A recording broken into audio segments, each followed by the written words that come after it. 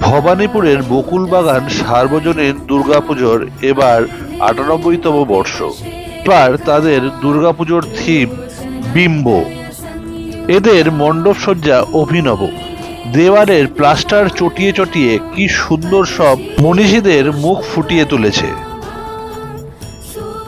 প্রতিটা মানুষেরই জীবন কাটে বিভিন্ন ফেজের মধ্যে দিয়ে, কখনো সে বাবা, কখনো সে স্বামী ইত্যাদি।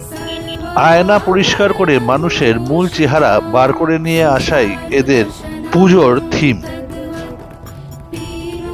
বিভিন্ন রকম আর্টের মাধ্যমে মনীষীদের মুখ এরা ফুটিয়ে তুলেছে।